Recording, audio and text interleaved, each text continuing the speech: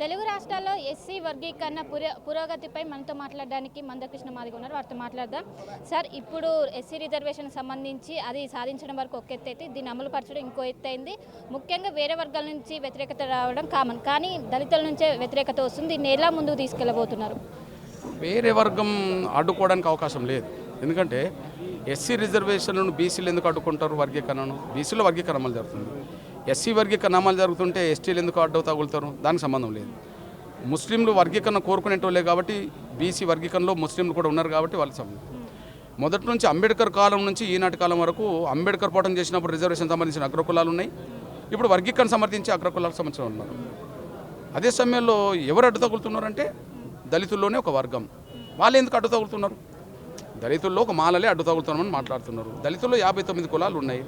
మాదిగలతో పాటు ఇంకా 57 కులాలు వర్గీకరణ కావాలని కోరుతున్నాయి. ఒకరు ఎందుకు అడ్డు తగులుతున్నారు అంటే రిజర్వేషన్ ఫలాలు ఏకపక్షంగా ఇంతవరకు పొందుతూ వచ్చారు కాబట్టి, వర్గీకరణ జరగడం వల్ల దోచుకునే అవకాశం ఉండదు కాబట్టి వాళ్ళు ఒకరు అడ్డు తగులుతున్నారు. అందువల్ల సమాజం అభిప్రాయానికి భిన్నంగా, అంబేద్కర్ దృక్పథానికి భిన్నంగా, రాష్ట్రపతుల నిర్ణయానికి భిన్నంగా, ప్రధానమంత్రుల నిర్ణయానికి భిన్నంగా, సుప్రీంకోర్టు చీఫ్ జస్టిస్ రాజ్యాంగ ధర్మాసనానికి భిన్నంగా మేము వర్గీకరణ అడ్డు తగులుతామని మాట్లాడడం అంటే వాళ్ళలో స్వార్థం ఏ స్థాయిలో పెరిగిందో వాళ్ళు అడ్డు తగులుతామని మాట్లాడమే అందుకు సాక్ష్యం.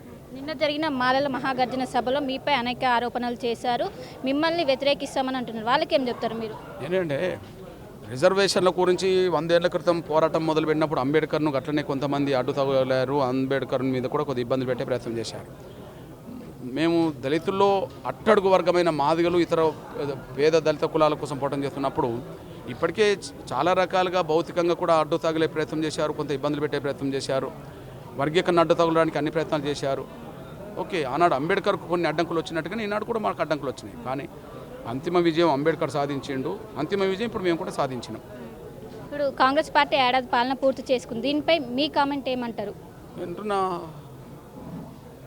క్షేత్రస్థాయిలో నేను తిరిగినప్పుడు కారణాలు ఏమైనా కొంత రేవంత్ రెడ్డి గారి సర్కార్ మీద అసంతృప్తి పెరగడంలో ఇంకా బాగా పెరుగుతున్నది. ఎగ్జాంపుల్, దాదాపు 44 లక్షలకు పైగా చేయుత పెన్షన్దారులు ఉన్నారు. 44 లక్షలు. 6,000 వికలాంగులకు పెంచుతామంటే, 4,000 వృద్ధుల వితంతులకు పెంచుతామంటే ఎక్కువ మంది, ఒక 70% మంది కాంగ్రెస్కి ఓట్లేశారు. ప్రభుత్వ మార్పులో భాగంగా ఇటేశారు. 1 మంత్ కాదు, 1 ఇయర్ అయింది.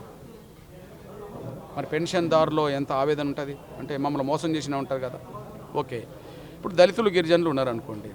ఇప్పుడు ఎస్సీ ఎస్టీల రిజర్వేషన్లు పెంచుతామని చెప్పేశారు, మేనిఫెస్టోలో చెప్పేశారు. పెంచడానికి ఏం కావాలి? సంతకం కావాలి అంతే. దానికి బడ్జెట్ కాదు కదా, సంతకం కావాలి.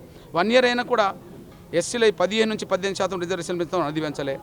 10 నుంచి 12% ఎస్టీలకు పెంచుతామని అది పెంచలేదు. మరి ఎస్సీ ఎస్టీలో రిజర్వేషన్లు పెంచుతారనుకొని ఆశపడ్డోళ్ళు ఓట్లేశారు కదా, మరి పెంచలేదు కదా. ఓకే, గత కేసీఆర్ గవర్నమెంట్ దళితుల దగ్గర భూములు లాక్కున్నది, అసైన్ భూములను లాక్కున్నది. పల్లె ప్రకృతి వనాల కోసం, శ్మశాన వాటికల కోసం, రైతుకు వేదికల కోసం, వీటి కోసం అసైన్మెంట్ భూములనే ఎక్కువ గుంజుకున్నది. నిజంగా దళిత వర్గాల చేతుల్లో భూములను కేసీఆర్ గవర్నమెంట్ వెనుక లాక్కున్నది. కానీ రేవంత్ రెడ్డి గారు సర్కారు ఏం హామీ ఇచ్చింది మేనిఫెస్టోలో? కాంగ్రెస్ కేసీఆర్ గుంజుకున్న అసైన్ భూములను మళ్ళీ వెంటనే తిరిగి మళ్ళీ దళితులకు ఇప్పిస్తామని చెప్పారు. 1 ఇయర్ గడిచింది, ఒక ఎకరమని తీసుకొచ్చారా? ఇచ్చారా? 1 ఇయర్ గడిచింది, ఒక ఎకరమని ఇచ్చారా? మళ్ళీ తీసుకున్నది ఇచ్చారా? ఇవ్వలేదు కదా. ఇట్లాంటివి చెప్పుకుంటూ పోతే ఒక 10-20 ఉంటాయి కదా. అంటే ఒక నెలలో చేస్తారు కదా అనుకుంటారు, ఒక 2 నెలలు చేస్తారు అనుకుంటారు, 6 నెలలు కూడా ఎదురు చూస్తారు. కానీ సంవత్సరమైనా ఒక అడుగు ముందుకెళ్ళని అంశాలు చాలా ఉన్నాయి కదా. మరి అసంతృప్తి, ఆవేదన కాంగ్రెస్ ప్రభుత్వం మీద పెరగడానికి దారితీస్తుంది కదా. కాబట్టి నాకు తెలిసి క్షేత్రస్థాయిలో కాంగ్రెస్ మీద చాలా వ్యతిరేకత ఉన్నది. మేము ఎందుకు సంతృప్తిగా ఉంటాం? ఇవన్నీ నేను చెప్పింది మా వర్గాలే కదా. నేను ఎట్లా సంతృప్తిగా ఉంటాను? నేను కూడా ఆ కోణంలోనే ఉన్నాను అంటున్నాను నేను. రైట్. సబ్జెక్ట్ కమిటీ ఎక్కడి వరకు వచ్చింది? ఓకే, కమిషన్ 4వ తారీఖు నుంచి ఏదో పర్యటన చేస్తామని ప్రకటన చూసాం. అదే కమిషన్కు వినతి పత్రాలు ఇస్తుండ్రు. ఇవన్నీ జరుగుతున్నాయి. బహుశా డిసెంబరు 3వ వారమో 3వ వారం లోపు కమిషన్ తమ నివేదికను సమర్పిస్తుందని ఎదురు చూస్తున్నాం. చూద్దాం. అంటే కొంచెం జాప్యం అవుతుంది అంటున్నారు. రేవంత్ రెడ్డి దృష్టికి ఏమైనా తీసుకెళ్లారా? ఓకే, ఇప్పుడు ఛార్జ్ తీసుకున్న కాంచి 2 నెలల లోపు కమిషన్ రిపోర్ట్ ఇవ్వాలనేది అందులో నిర్ణయం ఉన్నది కాబట్టి ఈ లోపే ఇస్తాడని మేము ఆశిస్తున్నాం.